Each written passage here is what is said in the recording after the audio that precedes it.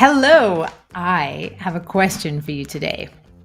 And it is this: what does the word opportunity mean to you? And I would invite you to grab a piece of paper and write this question down because I don't just want you to think about it right now while I'm staring at you live, right? With all this performance anxiety. I would love to see your answers in the comments, but I want you to ponder this for a series of days, maybe even all week, because this question is the portal through which we're going to enter the conversation that we're going to have today about building a team that's going to care as much as you do about your mission, about your business, about your clients, and so you can have an amazing time and do nothing alone.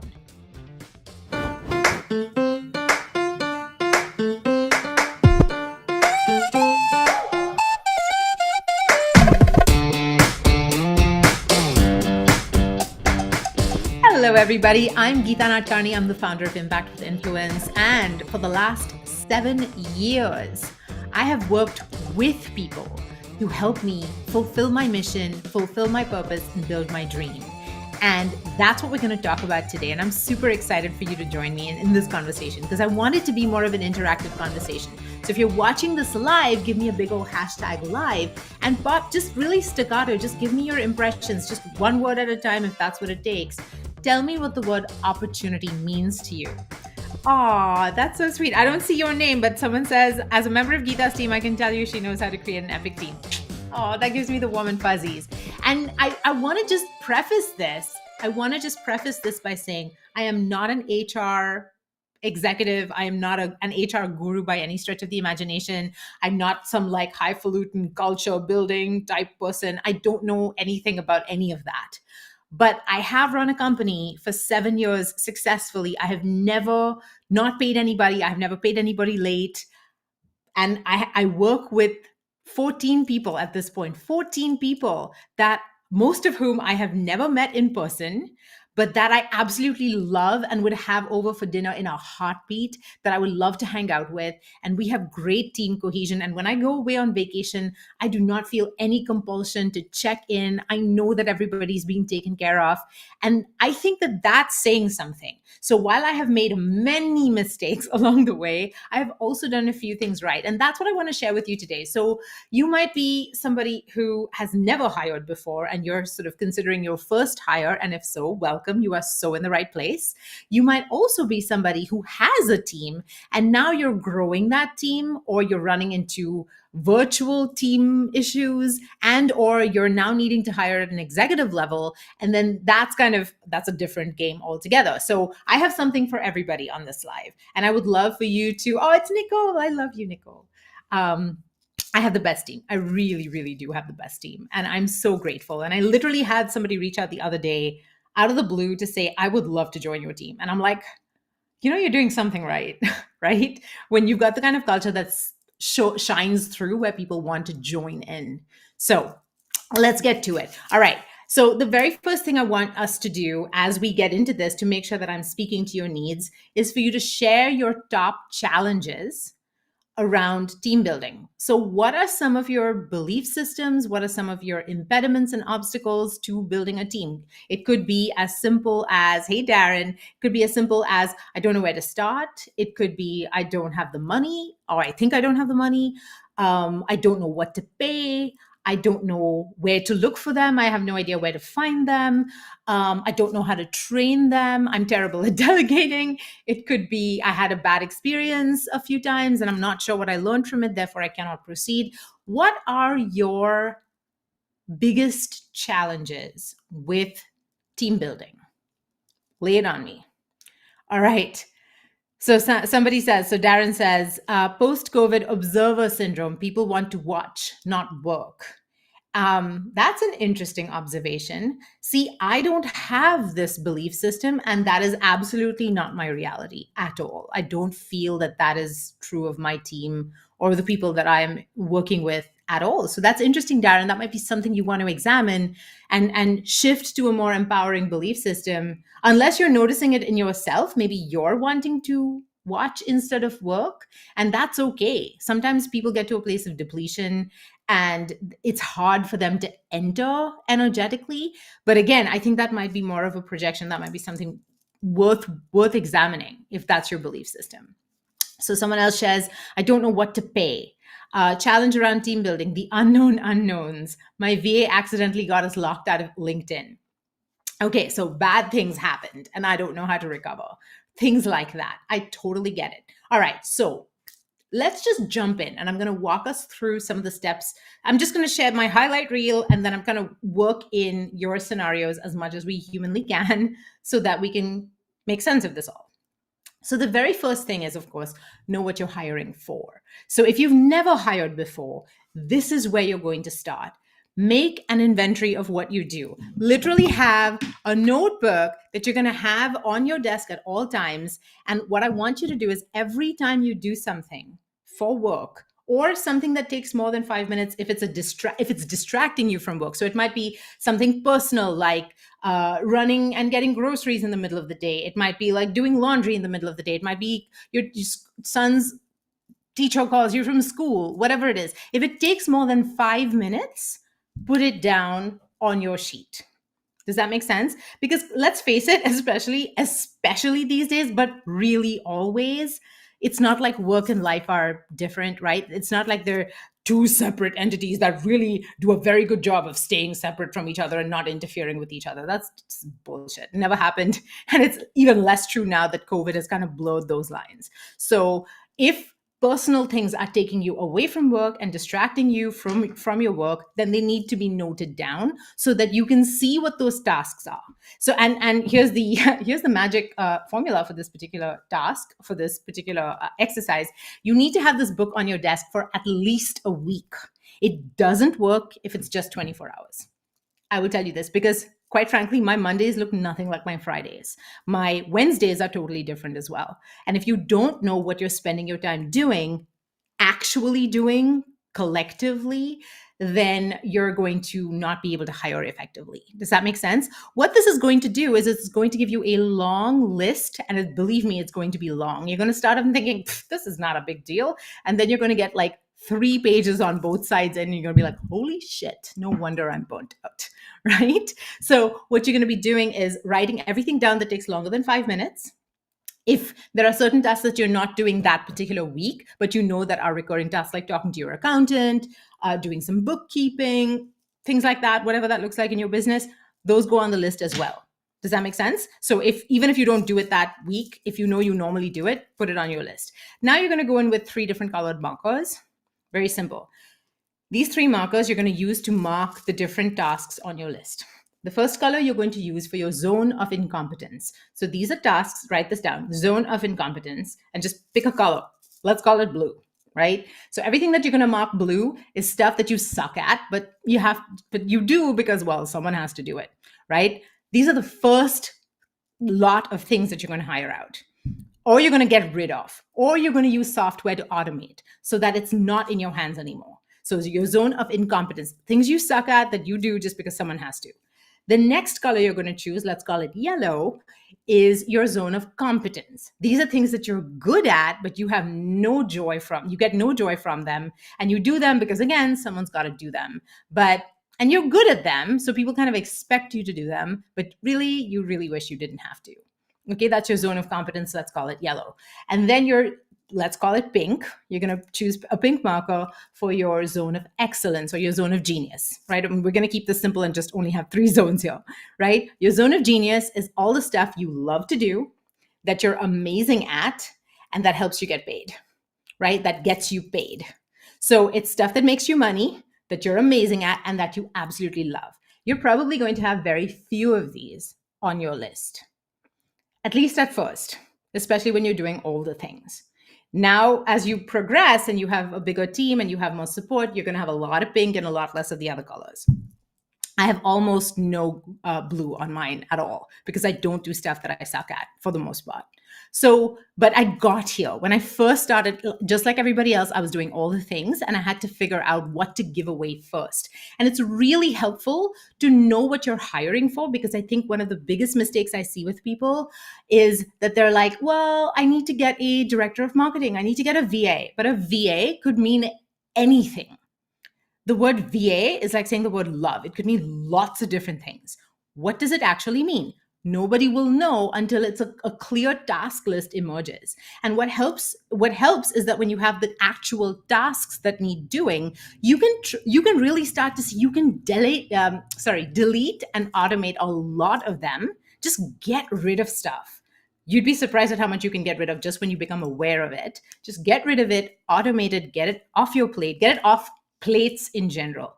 Then with what's left, you're going to now hire task specific. And you're going to realize, obviously, that the last thing you want to do is recreate your overwhelm with somebody else, right? So you want to, as much as possible, you want to say, okay, these are the ones that really bother me, but really need to get done. They're important, but I suck at them. Those are the first ones that you'd offload. Good examples are accounting, bookkeeping, tax type stuff. It's very, very important. You cannot afford to screw it up. And most of us suck at it. Not everybody, but most of us. Those would be the first things that you offload your plate. Does that make sense? And then after that, you're going to move on to other things that are like that. Typically, a lot of people, especially if you have a very small budget, the things that you want to get rid of from your plate first, the things you want to outsource, in other words, are maintenance or admin type activities, not money making activities. Because the money making activities are really, really important. And if you don't have a lot of money, you don't want to hire someone low level to do them. Does that make sense? So messaging type stuff, you don't want to be, that's the last thing you want to outsource at the beginning. You really want to outsource bookkeeping, managing emails, scheduling, following up, like all the automatable type stuff. That's the stuff you outsource first. Okay, moving on. Tell me if this is resonating. Anybody have an aha for this? From this, sorry. I'm just going to read some comments here. So funding, not knowing what to charge or if revenue would allow. You would be surprised. So I'm going to tell you a little story. So I love that somebody brought up funding. All right. Someone else said, I don't know what to pay. Someone else said, I'm not sure I have the budget. So here's the deal. When I first started my business, this is 7 years ago, I had $300 in my bank account. And this is like for everything, yeah, for food, for everything. And I knew that if I didn't get help, I was probably, this was going to remain one of my brilliant ideas that never actually got executed. I was very, very scared about that because I have my ideas have ideas. So ideas are not my issue. It's follow through. That's my issue. So I was like, oh my God, if I don't get help, I'm going to be someone I really disrespect. And there was a lot of pressure on us. I was coming off of 2 years of maternity leave. My husband was Pat was the only breadwinner at the time. We were living on his one salary and it barely covered our bills, like barely, okay? Like we were breaking even at the end of the month if I made sure to pack my coffee from home because I really didn't have the money to drink coffees outside. Okay, so like first world problems, I admit it, but still the idea of hiring somebody in that place was terrifying. By the way, nobody believed in me either. Nobody believed in my idea. Most people in my life were like, dude, what are you doing? Are you mad? This is stupid. Please be responsible. You're a mother now. Like that's what I heard a lot of. So it was very scary. But here's the thing. Here's what I know is that when you're on purpose, and this is something I really want to put on the table for you. You need to really sit and just check in. And if you're a religious person, then pray. And if you're not a religious person, then appeal to your highest self, appeal to your own genius, your own super intuition, and say, help me. Like ask for help, ask for signs, ask for guidance, and say, find me. If I'm supposed to get help, then send that person to me. Send the help to me. I can't tell you the number of times Facebook or YouTube or ads on the internet have spoken to me and delivered exactly what I needed right when I needed it. But it's because I make it a habit to ask for help. So just because it was the right move for me to hire somebody with $300 in my bank account, knowing that I would owe her $500 by the end of the month, doesn't mean it's necessarily the right move for you. But I knew it was the right move for me, and I'll tell you why. First of all, she agreed to take a significant pay cut to join my company of one. And that's because she was deeply inspired by my vision. Okay. She worked for me 5 hours a week because that is literally all I could afford. But her 5 hours, she was such a badass. Her 5 hours would have taken me like 20 hours to do because it was all the shit that I hated, that I sucked at, that took me forever, that I had to motivate myself to do, that I never really got to, that bogged me down, etc. And what I hired her to do was to keep me organized and to basically be the boss of me. This is not the kind of VA that you're going to find online, in the Philippines or something like that. This is unlikely. You're unlikely to find this kind of help. This was help. She was in my city. This is, like I said, I met her by coincidence. She was really drawn to me. I was really drawn to her. She wanted something she really believed in. We were a match made in heaven. And that's the first thing I'm going to tell you, is that your people, the people that you're most looking for, they're also looking for you.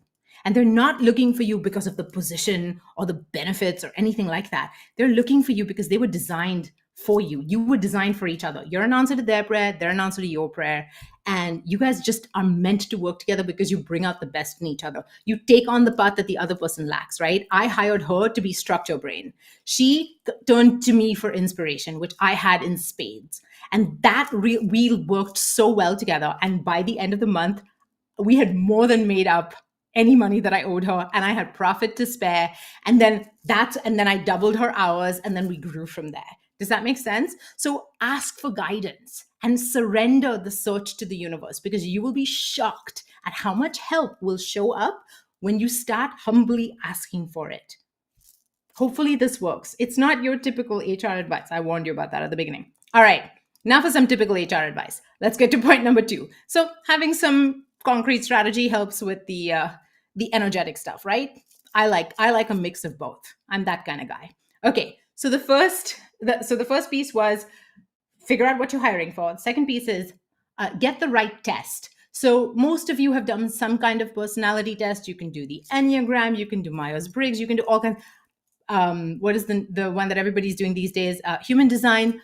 I don't mind what you do whatever you do. All of them are really helpful. All of them are worth taking, because the better you know yourself, the better you understand the way that you move through the world, the better boss you're going to be, because you're going to know what your weaknesses are, what your strengths are. You're going to have much more clarity around what you want to give away and what you want to hold on to.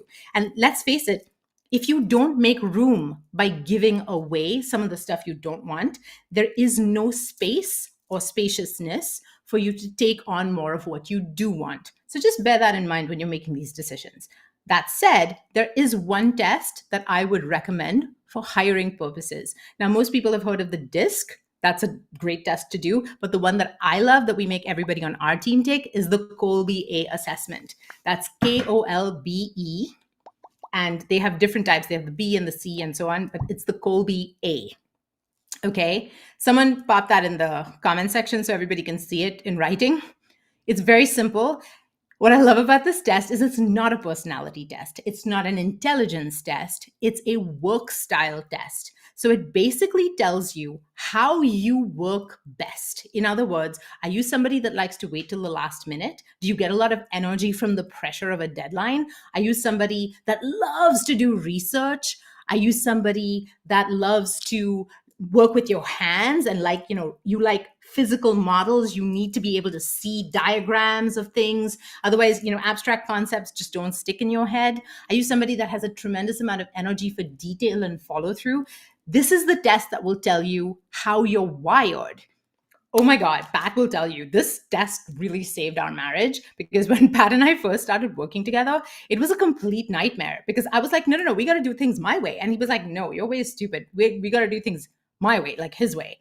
And the fact of the matter is, both ways are right for each person. And it turns out that our work styles are actually very different, which is why we work well together when we're on the same page and not trying to convince the other person to do exactly what we would do the way we would do it. For example, my Kolbe numbers are 5392. And you don't have to remember those, but 9 is where I have the most energy. That means I'm a quick start, which means I have a lot of energy for starting things. I have a lot of excitement. I have a lot of charisma to enroll people into my vision for things. Surprise, right? I have a lot of energy for building things and kind of seeing connections and things like that. And I do my best work at the last minute. Like, that's how my brain works. So what I've noticed is, when I prepare too far ahead, I tend to redo the work anyway. And that's so inefficient, and it kind of drives me mad. So I like a kind of healthy balance there, where now I'll do a little bit of the work, or I'll be pondering it in the background, so it doesn't look like I'm working on anything. I might be out walking, I might go for a run, I might be crafting or something, but in the background, the idea is percolating. That's my style. And then the last minute, I'll sit down and boom, it'll just pour out of me and it's perfect. That's how I work. But for somebody like Pat, who has he's a much higher fact finder. So he loves to do his research. I make much more intuitive, quick decisions.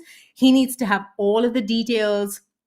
I also get overwhelmed sometimes when he shares too much detail with me. So because both of us having these tests helped us understand that he needs to not share too much detail. He needs to be bottom line with me so that I can make a decision that's super quick.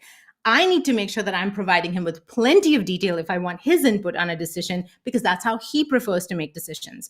I also know that if we're working together on a project, I cannot be quick starting him because that's not fair to his type, because I need to give him plenty of runway so that he can do his work at his pace and my pace doesn't have to interfere with it. So we had to figure out like what pieces do I have to give him early and then where do I have my space to do things last minute the way I like. Does that make sense? So get the Colby A. And what's really neat about this is when you're not necessarily when you're working with a spouse, but when you're hiring, you want to hire your gaps, right? So I'm a 5-3-9-2. The 2 is not that important because 2 is about physical models or maps and plans. So now we're hiring for that too. We're hiring people who are really like systems oriented and can like map out structures for everything that we've built and as things complexify. But in the early days, what I needed somebody was, my 5-3. 3 is follow through. My follow through is pretty low. Which what that means is not that I can't follow through or that I don't follow through. It means that it taxes me. It takes a lot of I don't have a lot of natural energy for it. So I can do it as a matter of discipline, but it's like pulling teeth for me. So again, people with low follow through, you don't have to beat yourself up. It's not like you can't do it. It's just that it takes a lot of energy from us. And we have to be really judicious with where we put that follow through energy so that we're the most effective. So one of our first hires was Angel, and she has I think her follow through is 7 or 8. And so I was like, and she's like a 2 quick start. I was like, perfect. You're literally the opposite of me. That's exactly what I need. And she loves creating processes and details and diagrams. And she's super detail oriented and she checks all the links and all the shit that I hate to do. She's great at it and she loves doing it. So it's just like win-win, right? So that's why you want to get the right test. That's my favorite test to talk about. The Colby A is like, for us hiring. And by the way, how do you do the Colby A? So the Colby A is a paid test. I think it's about somewhere in the realm of $50, I think is what it costs, 50 US. Here's how you do it. So if you're interviewing a bunch of people, this is the process. I'm just going to throw this in really quick. The way that we've always done it is we will put out a listing, then there'll be people responding, of course. 80% of the people who respond suck, right? Because they just like respond to everything and there's no personalization or no real interest there. They're just like sending their resume to everybody. Cut those people out. Then when you have your shortlist, the ideal would be to give them some kind of task. Now, obviously, this is for VA type work. I'm not talking about executive level or sales positions or anything like that. But for VA type work, the way that we did it, we hired from the Philippines at the very beginning and we sent out in my job listing, because I needed someone detail oriented, I had put a sentence that said, respond with the words pink elephant in the subject line. And it was buried. It was not obvious, that sentence. It was right like in the middle somewhere. And so basically when people wrote me back, if they didn't have the words pink elephant in the subject line, I just automatically deleted them. So I didn't even look at those people because they were not detail oriented and I don't want to be looking over somebody's shoulder. Does that make sense? So then through the pink elephant stuff, then I was like, okay, here, in my ad, I had said, you're going to be invited to do a task, a sample task. And so then I gave them the sample task. I gave them a reasonable deadline. Again, with the deadline, half the people fell off because they were like, emergency, this happened, my grandmother died, all this stuff. And I was like, great, no problem, but you're not the one for me. And then 2 people responded and kept the deadline. And at that point, I was like, okay, go do the Colby A. So they were already shortlisted. I still hadn't interviewed them. Now you can choose to interview first, but for my style, just the person that I am, you might, if you're an HR professional, you might have a very different take on this, but the kind of person that I am, I fall in love with people really easily. Like, I love people and I always see the best in people for the most part. So what I don't want to have happen is I don't want to interview somebody and fall in love with them and love their interview style. They may be great at the interview. So that's one of the reasons we do the sample task first. When you do the sample task first, then you know what kind of work they do, not how well do they interview. You see, the process is designed properly. Now, knowing that they've done good work, I still don't want to fall in love with someone just because they interview well. I want to make sure that they're the right fit. Because if they're not the right fit, there is no longevity. Like, you can't fake this. You want to be a good fit. So then they do the Colby A. So we don't, yes, you're going to burn some money with your top 2 or 3 people that you want to interview, and then when you look at the numbers, that's when you interview. Then you look at the best fit based on the interview, based on the task, and based on your Colby A. Does that help? I hope that was not too complex, but that is where we've landed, and this is a process that really freaking works because we do pretty well on the hiring front. Okay, now let's talk about culture. So now when you're hiring further up the food chain, when you're hiring in sales positions, for example, if you're hiring like leadership team, that sort of thing, in this situation, you're going to have to get really crystal clear, or even like for our coaching team, like I consider these higher level people, in the sense of the skill sets are very specific, but oh my God, culture fit is make or break, because these are coaches on my team that work directly with my clients. They need to be able to coach the way that I would coach. They need to have the same kind of empathy. They need to have the same understanding of basic values. Like, we have to have core values, and here's where core values come into play. So when people and believe me, I completely misunderstood what core values were all about. Renee, you crack me up. I misunderstood at the very beginning what core values were all about. I was just like, I thought it was all about like mission statement and this and that and the other thing. And while it is about that, the best way that I can describe core values that just cuts through all the fluff is this. You want to talk about all the different personality traits and behaviors that you think are super important, right? So you're probably going to make a list of 20, 25 of them. That's what's going to come up as you brainstorm, especially if you're brainstorming with other people, if you already have a team, right? Even if you have a VA, or if you're working with your spouse or whatever, you're going to end up with 20, 25, depending on the number of people. When we did it with our leadership team, there were 4 of us, and I think we came up with like 40 different core values. All of them are not core. These are just values. That's the thing.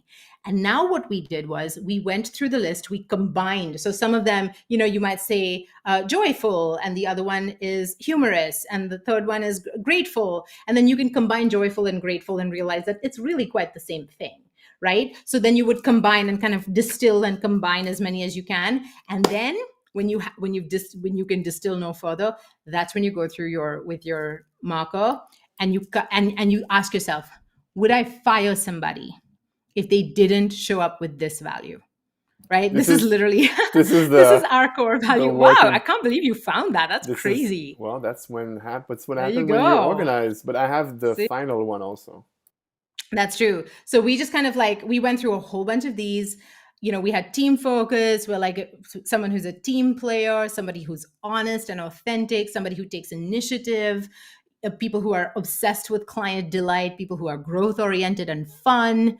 So you can see, and the ones that we circled are the ones that were the biggest consensus. Like, obviously, we were a team of 4 already doing this exercise. Our leadership team is 4 people. So we were doing this exercise together. So we circled the ones that we all had in common.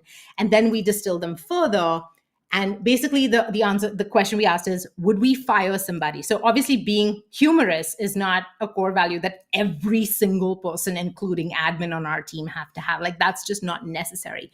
But what we have now is we have people who go above and beyond, people who are team focused, so we're deeply loyal, we're emotionally intelligent. And what we know is that you can come to work on a daily basis knowing that the efforts that you put in today are not necessarily going to put money on your table, but they're going to feed the entire ecosystem.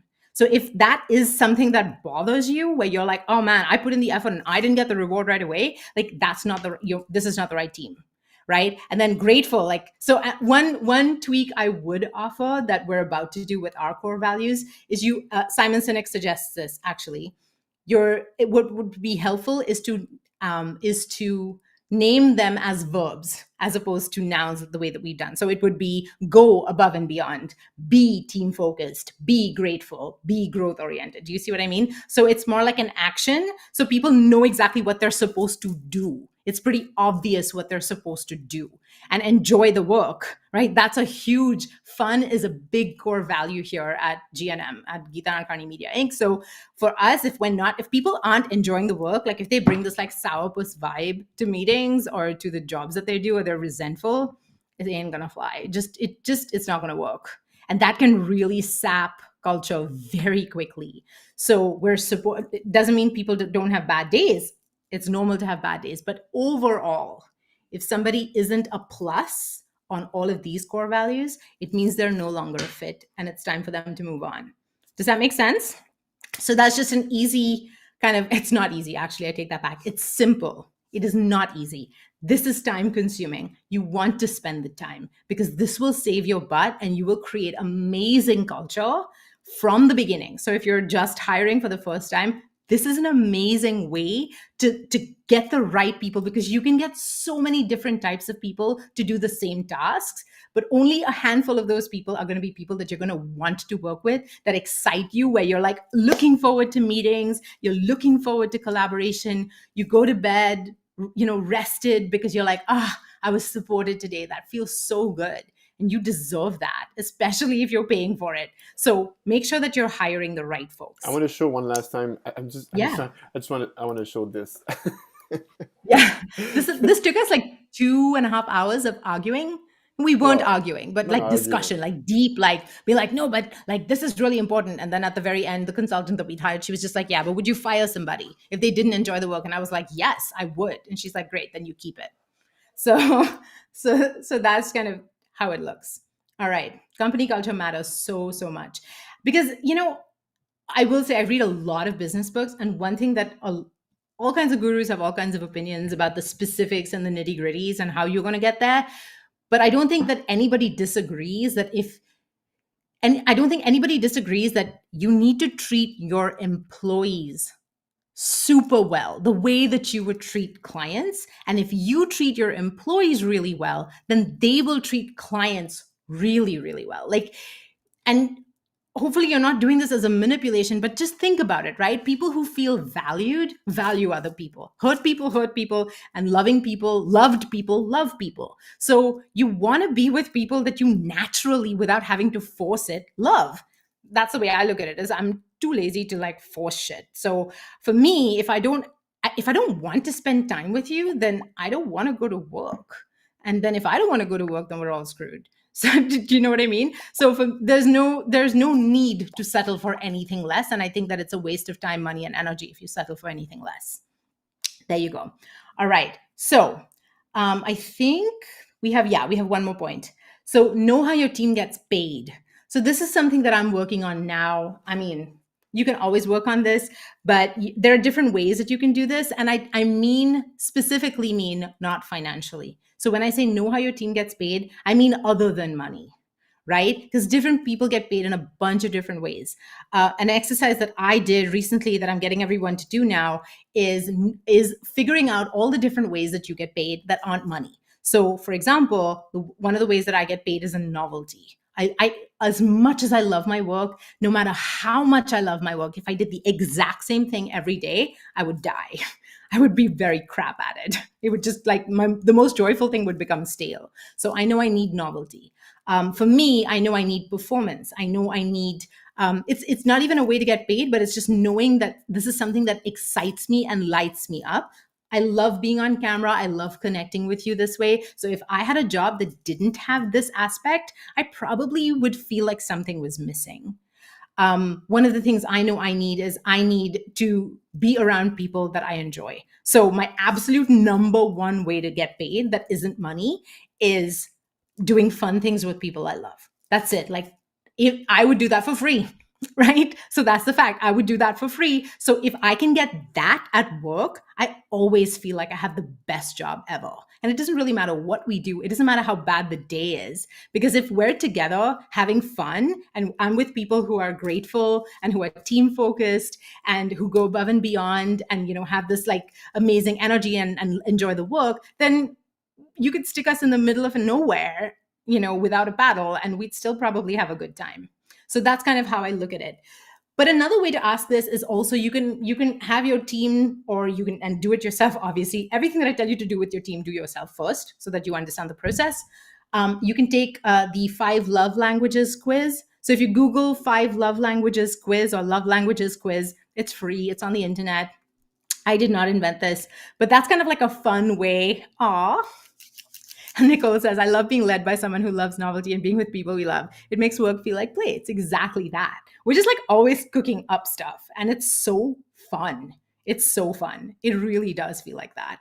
So what was I going to say? Oh, so sweet. Renee says, I came in exactly when you were talking about company culture, and it was one of the reasons I trusted you, Geeta, in the EV process. Your dedication to developing quality company culture. That means so much to me. Because I will tell you this, guys, along the way, I have often, it's been 7+ years.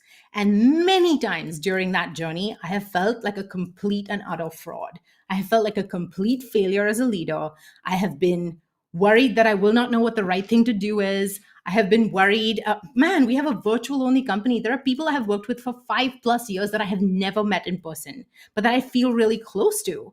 But there have been times along that way when I'm just like, I'm feeling distant. I feel like I'm drifting from this person and I don't know what to do. I would normally hang out with them. I would take them to lunch, but I can't take them to lunch. So what can we do? Like there are so many times that I have felt like this isn't working or that I'm lacking in some way.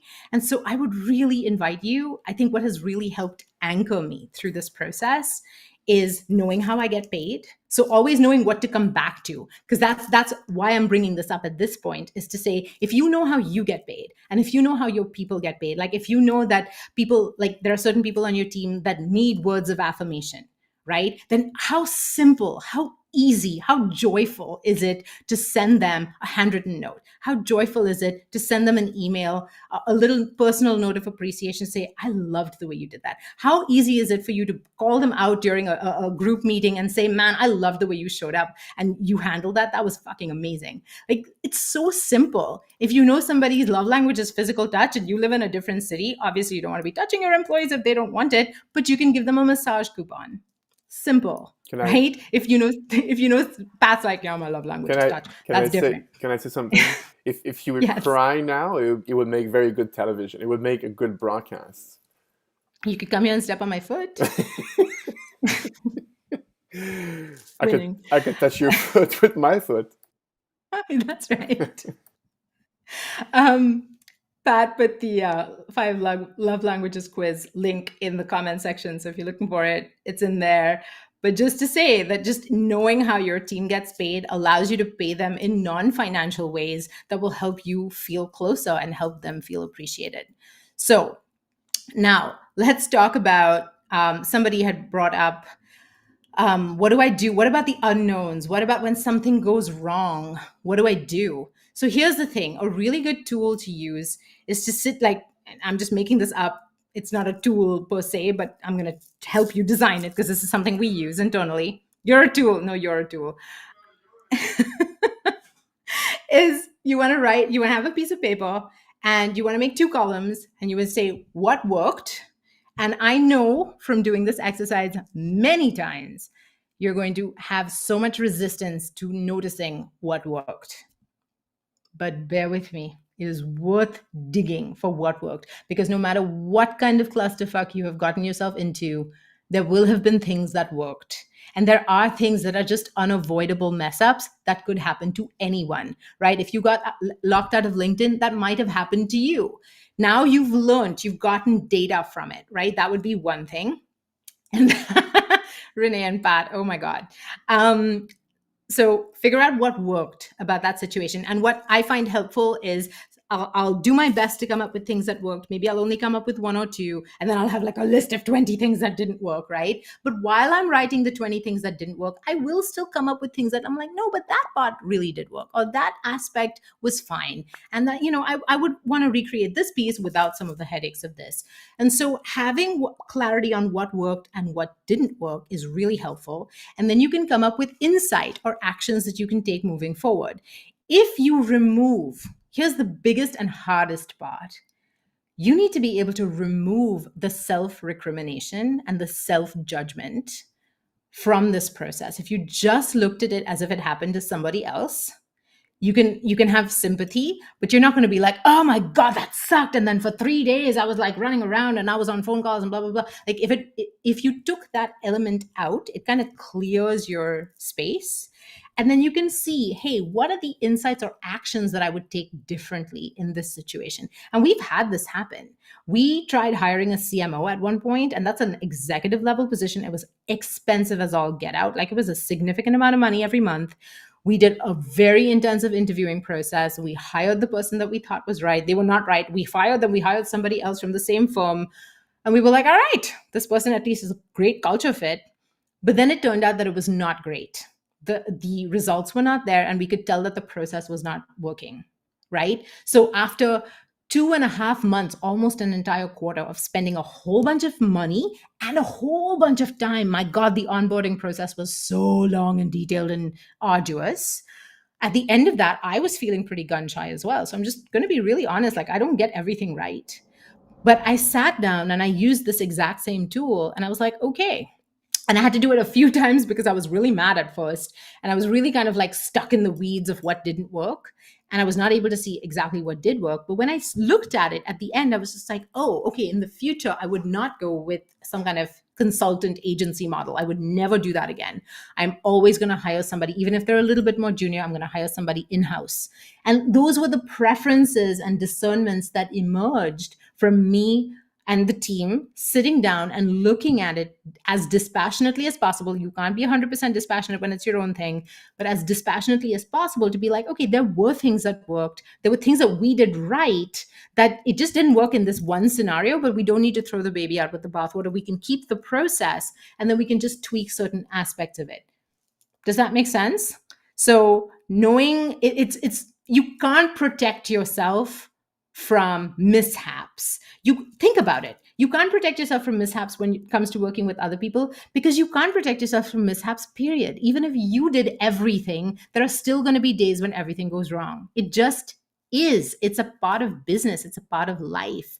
So if you can accept that, the people that I admire, that the ones that build really robust, amazing companies with great culture and teams that love each other, those are the people that have gone through some crazy crap together, and they've found a way to have fun and stick together and see it as a learning experience and see it as a way to deepen their relationships, rather than to be like, oh, we never get anything right, or this is an impossible to hire task, or whatever. Do you see what I mean? So it's kind of like that.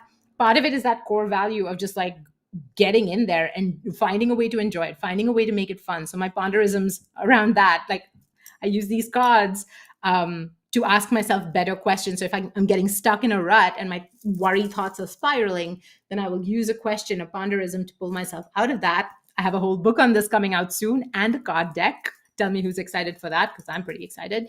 So I'll use ponderisms to kind of get me out of the spiral and be like, right, this is the game. I just fell down. No big deal. I'm going to get back up. And the people who are the most respected, in my opinion anyway, the people that I respect the most, are not the people who sailed through the race with no hardship. They're the ones who picked themselves up, wiped the mud and blood out of their mouths, and found a way to keep smiling while they ran. Like, those are the people that I respect. So I'm just like, oh, so I get to be that guy. That's not a bad thing. Does that make sense? All right. Yay. Cool. I know that is so true. Arduous is kryptonite for a Sagittarius. Right here. Tell me who the Sages are in the room. Tell me who you are. December 3rd, baby. Tell me what your birthday is. Okay, that's it from me today. This has been really, really fun. I would love to hear your questions, your thoughts, any additional obstacles that you can come up with. If we need a whole second training on this, I feel like I could talk about this all day. we will do a whole other live. But if not, I will see you not next week since it's Thanksgiving in the US, but I will see you the week after. Bye. Often we manifest drama and struggle to keep us honest. We don't trust expansion with ease because deep down, we distrust our own motives. Much of this conflict occurs deep within us. It's pernicious, feeding a pattern of self-sabotage that we aren't always aware is there. This disbelief in our own success is hidden. So we have to shine awareness on it and peel back the layers to address it head on. We have to develop discernment without judgment to make our unseen doubts visible and begin addressing them without shame. Only by understanding and developing true desire and discernment can we fully live our vision.